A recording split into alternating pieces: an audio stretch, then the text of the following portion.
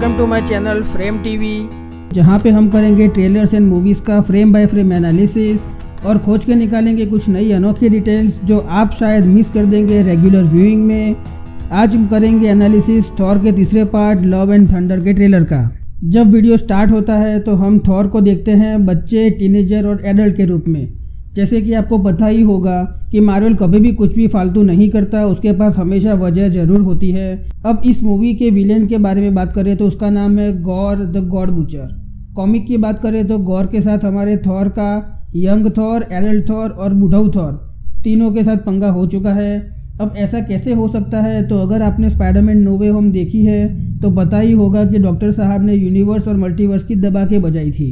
तो हाँ, ये बिल्कुल पॉसिबल है। उसके बाद नेक्स्ट फ्रेम में हम थॉर को देखते हैं गौतम बुद्ध जैसे अवतार में।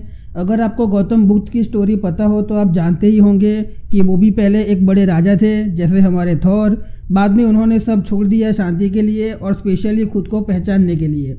यहाँ पर भी ऐसा ही लगता है कि इतनी लड़ाई करने के बाद थॉर अब खुद को अंदर से जानना चाहता है, क्योंकि यहाँ पे वो बोलता है कि कौन हूँ मैं। यहाँ पे दो बातें हैं, या तो एंड गेम्स के इवेंट के बाद थॉर ने संन्यास ले लिया हो क्योंकि वो फाइट भी कम नहीं थी और उसमें हमारे कैप्टन भाई साहब ने थॉर के मियोनिर और स्टोन ब्रेकर दोनों को लिफ्ट कर लिया था। तो थॉर को शायद अब यूनिक वाली फीलिंग ना रही हो, या फिर ये नई मूवी में कुछ ऐसा होता है थॉर आखिर में संन्यास ले लेता है।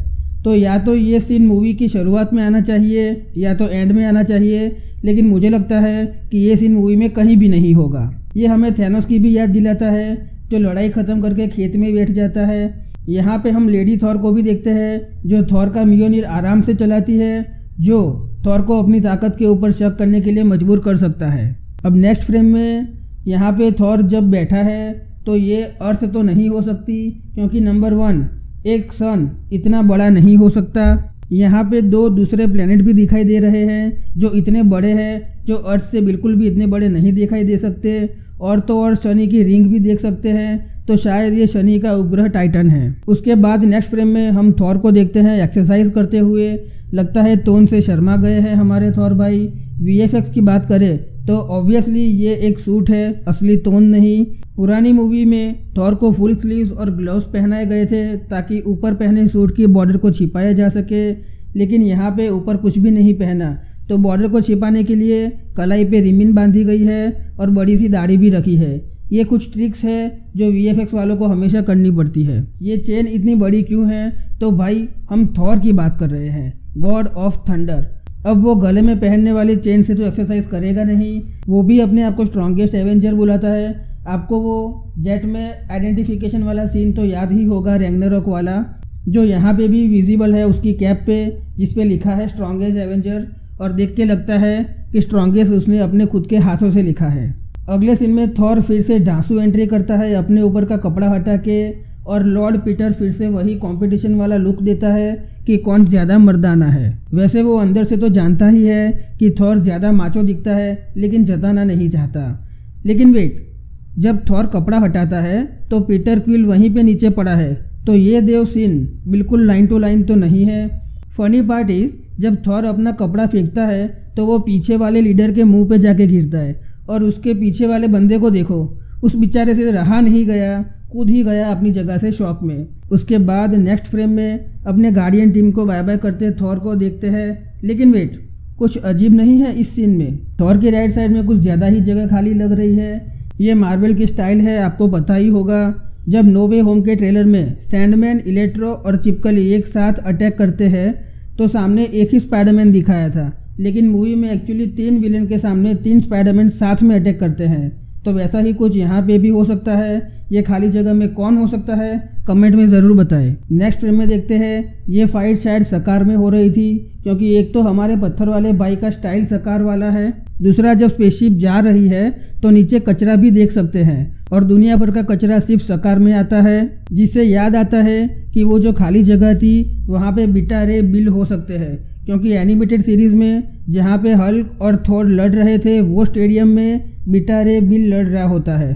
तो हाँ, पूरे चांसेस है कि वहाँ पे बीटा रे बिल होंगे। नेक्स्ट फ्रेम में हम देखते हैं उड़ते शिप्स और कुछ चमकीली बिल्डिंग्स को। तो हाँ, वो बात सच है कि एसगार्ड जगह से नहीं बल्कि एसगार्डियन लोगों से बनता है। ये वाले शिप पे हम देखते हैं वाल्करी, कॉर्ग और अपने थॉर भाई साहब को। कॉर्ग वही अपना पत्थर वाला बंदा और 2 गोट्स जो ये शिप को उड़ा रही है। दूसरे सीन में यही शिप दिखाई देती है अननोन प्लेनेट में एंटर करते हुए। ये शिप स्पेस में कैसे उड़ती है, तो शायद ये सीन देख के लगता है कि किसी तरह से स्टोन ब्रेकर पावर दे रहा है शिप को, जो थॉर के हाथ में नहीं बल्कि शिप में कहीं पे लगा हुआ है। ठीक वैसे जैसे हैंडल्फ अपनी तलवार लगाता था पोर्टल को ओपन करने के लिए। ये 2 जो गोड्स है उनका नाम है टूथ ग्नेशर और टूथ ग्राउंडर कॉमिक में, जिनके पास कुछ खास पावर भी है जो थॉर की शिप को खींच सकती है। नेक्स्ट फ्रेम में ओलंपस की कुछ झलक देखने को मिलती है, जिसमें पर्पल ग्लो भी देख सकते हैं। कॉमिक रेफरेंस में वो गोड्स को रिप्रेजेंट करता है। उसके बाद नेक्स्ट फ्रेम में हम थॉर को पायरेट शिप में देखते हैं, जहाँ पे 3 बॉडीज पड़ी है थॉर के बाजू में और एक लड़की थॉर को किस करने के लिए आती है लटक के। उसके बाद नेक्स्ट फ्रेम में थॉर और कॉर्ग दिखाई दे रहे हैं बड़े से क्रीचर के सामने बर्फीली जगह पे। यह क्रीचर का नाम है फॉलीगर द बेहेमोथ। ये बहुत ही पावरफुल और थॉर का दोस्त भी था, जिसे गॉड द गॉड बचर ने मार दिया था कॉमिक में। ये फ्रेम बड़ा ही इंटरेस्टिंग है क्योंकि एकदम सेम फ्रेम कॉमिक से लिया गया है। कॉमिक में कॉर्ग नहीं था ऑब्वियसली।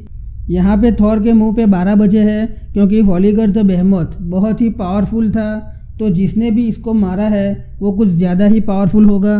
नेक्स्ट फ्रेम में हम वाल्करी को देखते हैं, जो कि अब नई एसगार्ड की किंग है। वो कुछ गवर्नमेंट ऑफिशियल के साथ मीटिंग कर रही है और वहीं पर हम साइड में मिक को भी देखते हैं सूट बूट में, शायद ड्रिंक्स सर्व कर रहा है वाल्करी को। जैसे कि हम सब जानते ही है कि वाल्करी कितनी बड़ी बेवड़ी है। वाल्करी की चेयर को ध्यान से देखें तो एसगार्डियंस पैटर्न देख सकते हैं, मतलब ये मॉडर्न एसगार्ड ही है। नेक्स्ट फ्रेम में हम फिर से ओलंपस को देखते हैं, जहाँ ज्यूस की बड़ी सी स्टैचू लगी हुई है। नीचे हम देखते हैं रेड कैप में एक तो हमारा थॉर है, लेकिन दूसरा कौन है? पुरानी गर्लफ्रेंड जेम्स फॉस्टर। कमेंट में ज़रूर बताएं। नेक्स्ट फ्रेम मस्त है। पीटर क्विल बोलता है कि जब आप खो जाए तो उनकी आंखों में देखिए जिसे आप चाहते हैं। तभी थॉर भाई बड़े ड्रामेटिक वे में पीटर की आंखों में डूबने की कोशिश करते हैं। बेचारे को बोलना पड़ता है कि भाई मैं नहीं, लेकिन एक प्रॉब्लम है यहाँ पे। थॉर की दोनों आंखें एक समान और मस्त ब्लू दिख रही है, बट आपको याद होगा थॉर की एक आंख तो नकली है। तो वही मार्वल की पुरानी आदत ट्रेलर में चीज़ें छुपाने की, और पीछे फिर से कचरा दिखेगा तो हाँ ये सकार ही है। अब नेक्स्ट फ्रेम में हम देखते हैं माइटी थॉर जेम्स फॉस्टर, जिसे देखते ही थॉर का सर चकरा जाता है। और यहाँ पे एक और चीज़ गौर करने लायक है कि कितनी आसानी से लेडी थॉर मियोनिर को पकड़ लेती है, ना कोई पुशबैक ना कोई झिझक। मतलब यहाँ पे 2 चीज़ें हो सकती है, एक तो उसके पास थॉर जितनी ही पावर है, और दूसरा कि मियोनिर को पकड़ना कोई नई बात नहीं है लेडी थॉर के लिए। मतलब वो कोई नवी नवेली थॉर नहीं बनी है, बट पहले से ही थॉर है। अब ये थोड़ा कंफ्यूजिंग हो गया, बट यही तो मार्वल करता है, कंफ्यूज। तो ये था हमारा frame by frame analysis Thor की नई मूवी लव एंड थंडर के ट्रेलर का। अगर आपको कुछ नया जानने को मिला तो थम्स अप दीजिए, सब्सक्राइब कीजिए। अपने थॉर का दूसरा ट्रेलर आएगा तो उसका भी फ्रेम बाय फ्रेम एनालिसिस लेकर आएंगे। तब तक के लिए बाय बाय।